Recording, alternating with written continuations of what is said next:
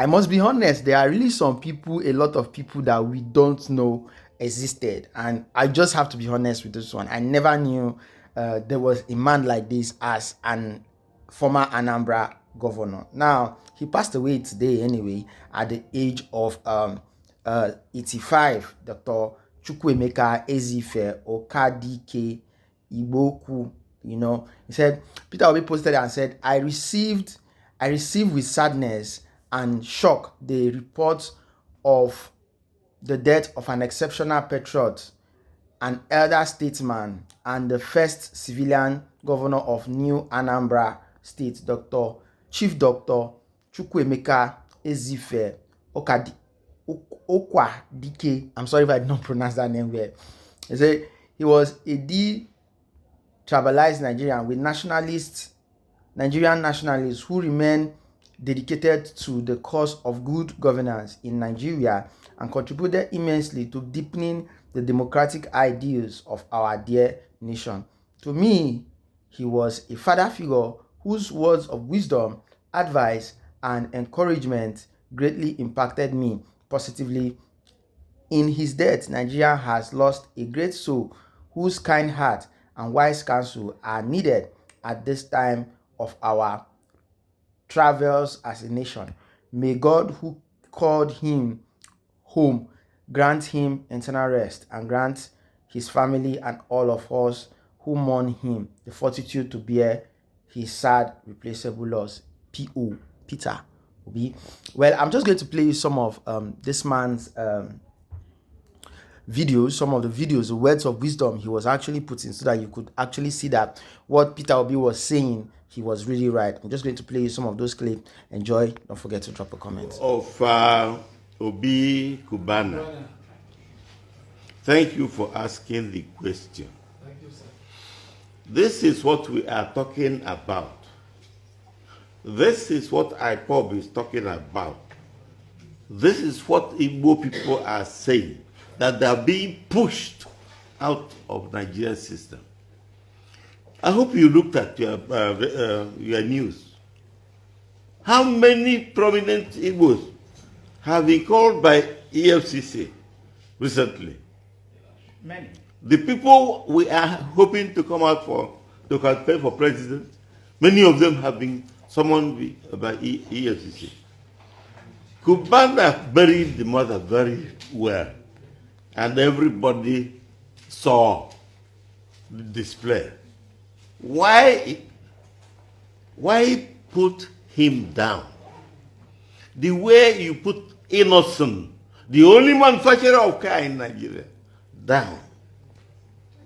The way you put Ifeanyi Uba, who has the greatest storage space for petrol products in Nigeria, down.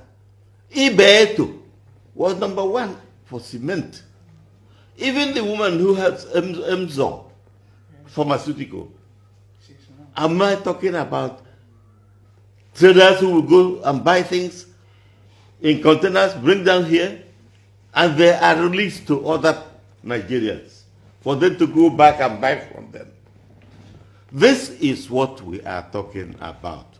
Progressivism requires that we concern ourselves with what negatives are going on the part of our neighbors. So please, I thank you for asking that question.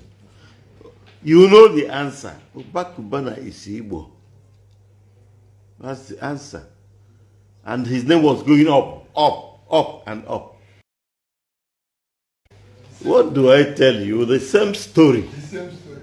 What is Odili? What? She's number 2. What?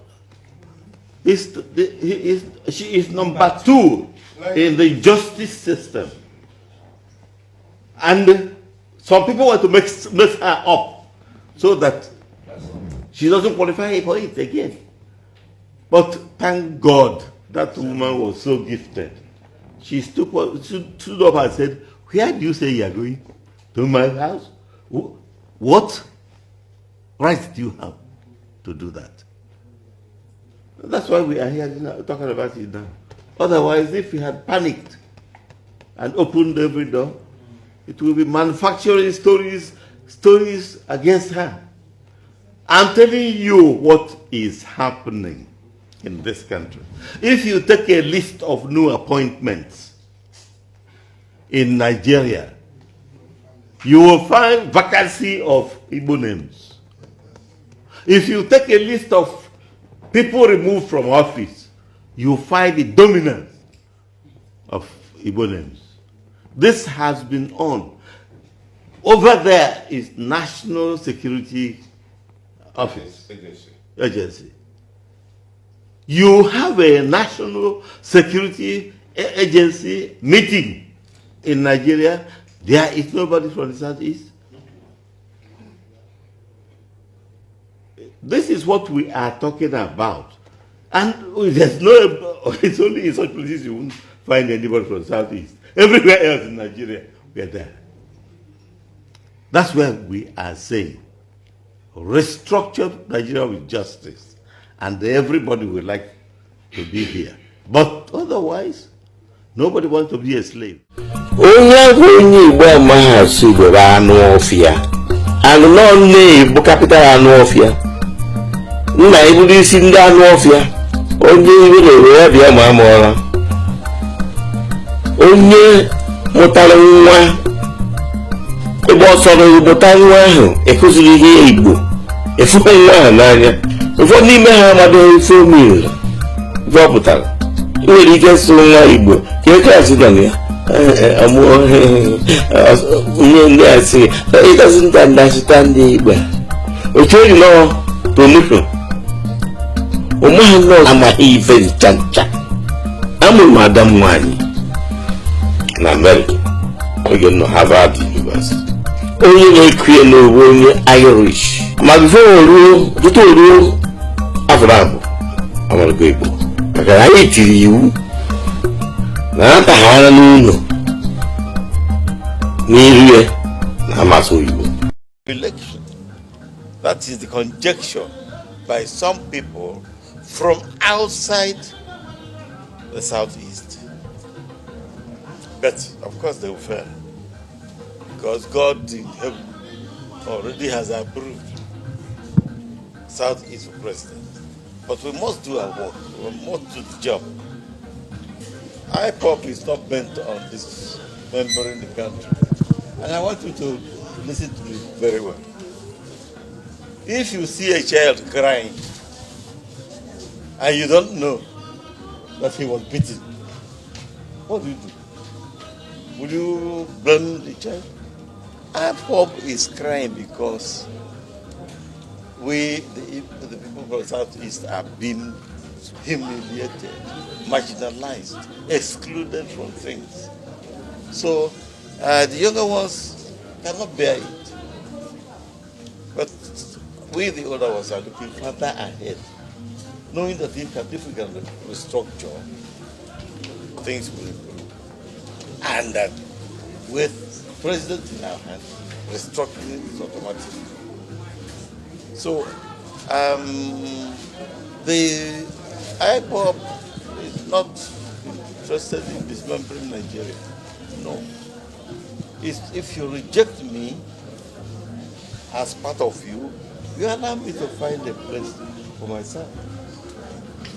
We are treated like rejected people, as if Nigerian people have rejected the people. But it is government. It is government that is doing it.